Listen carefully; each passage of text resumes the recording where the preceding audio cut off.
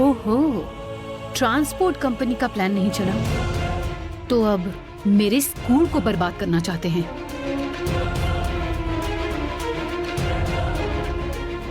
अब स्कूल में टीचर्स नहीं है। अब आगे टीचर्स को अपॉइंट करके स्कूल स्टार्ट करने में लेट हो जाएगा। तब तक हमारे बच्चों का एजुकेशन बर्बाद हो जाएगा। इसलिए हमारे बच्चों की लिविंग सर्टिफिकेट दे दो, ऐसा कह के बाकी के स्टूडेंट्स के पेरेंट्स दबाव डाल रहे हैं।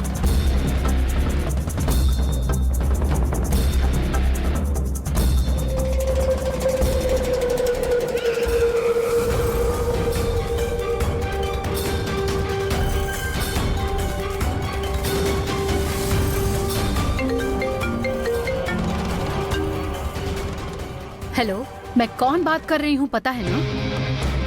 स्कूल है, ट्रांसपोर्ट कंपनी है इस अहंकार में। स्कूल करेस्पॉन्डेंट से मुझे एलकेजी टीचर बना दिया। उस गलती के लिए आज स्कूल भी खो दिया, ट्रांसपोर्ट कंपनी भी खो दी। अब उससे डर के समझौते के लिए कॉल करने वाली शिवगामी हो तुम।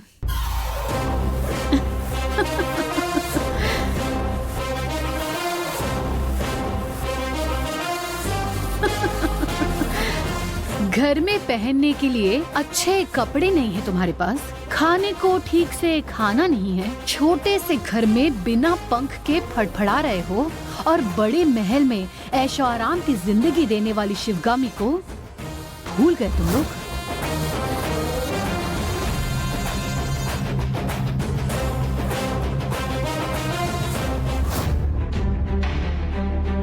तुम्हारी पुरानी जिंदगी याद दिलाऊं तुम्हें नंदिनी?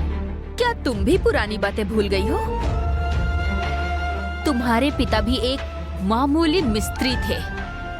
उनके पैसों से बने हुए महलों की यहाँ पे प्रदर्शनी कर रही हो, लेकिन मैं जहाँ पे रह रही हूँ ना, उस किले को मैंने बनाया।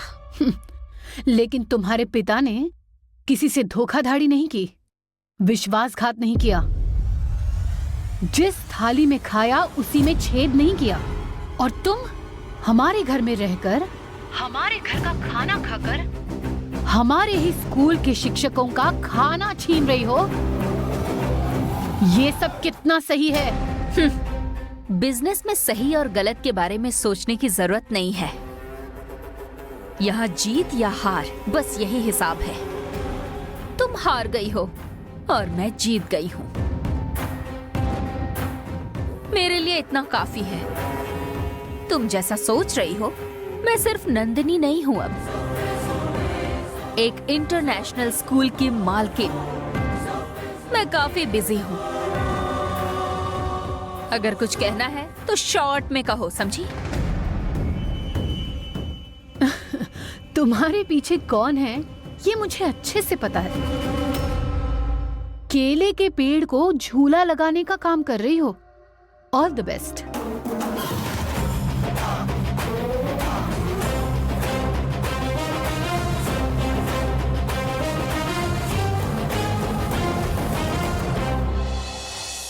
इसे अभी भी समझ नहीं आया है। इन लोगों को समझ नहीं सकते, है ना मैडम? सुअर को सुअर की तरह रहना चाहिए, कुत्ते को कुत्ते की तरह, शेर को शेर की तरह रहना चाहिए, ऐसा कोई नहीं कहता। लेकिन इंसान को सिर्फ इंसान की तरह रहना चाहिए, यही कहा जाता है। आदमी के अंदर कुत्ता, हिरन, शेर, सुअर सभी होते हैं। कुत्ता अगर काटने आए तो मालूम पड़ता है, टांग टक्कर मारने आए तो वो भी पता चलता है, उनसे हम सतर्क होकर रह सकते हैं। लेकिन इंसान हंसते हंसते ही पीठ में छुरा भोंक देता है। हमें पता ही नहीं चलता। अब क्या करें मैडम? स्कूल का नवीनीकरण हो रहा है, इसलिए 1 हफ्ते के लिए बंद रहेगा, ऐसी नोटिस दे दो। तब तक इस समस्या का समाधान ढूंढेंगे। ठीक है मैडम।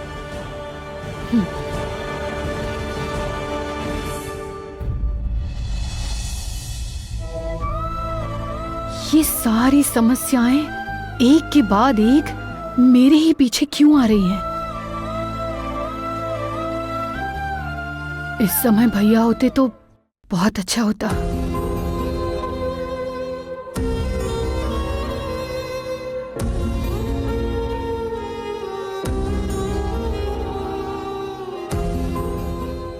मुझे इन सभी में से एक अच्छा रास्ता ढूंढना ही होगा।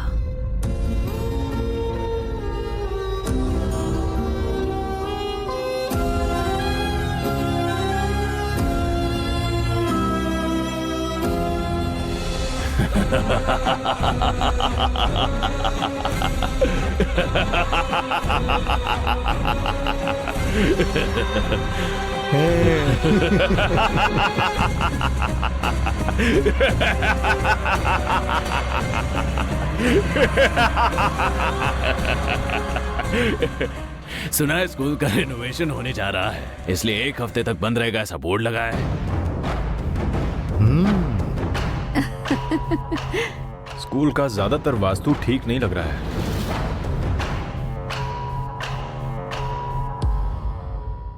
किसी वास्तु विशेषज्ञ को बुलाकर स्कूल का पूरा नवीनीकरण कराना पड़ेगा। बच्चों के लिए नई सीट्स डालनी पड़ेंगी।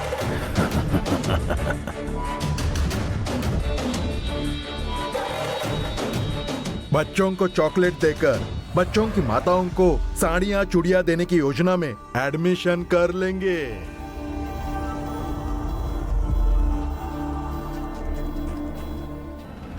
शिवगामी ने मुझे फोन किया था, उसे अच्छा जवाब दिया मैंने।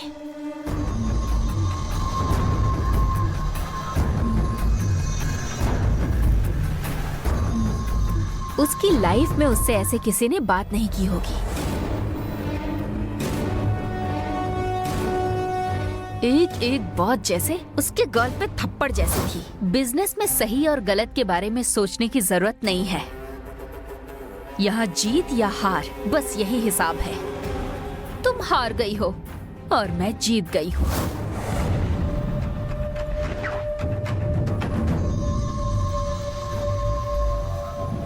अपनी जिंदगी में उसने ऐसा दुश्मन कभी नहीं देखा होगा।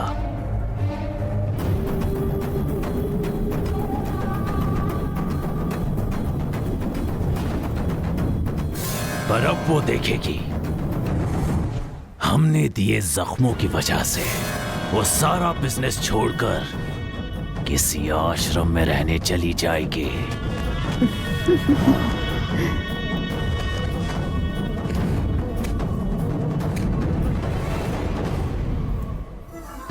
हमें सिर्फ शिवगामी को नीचे ही नहीं उतारना है, बल्कि खुद को ऊपर भी उठाना है।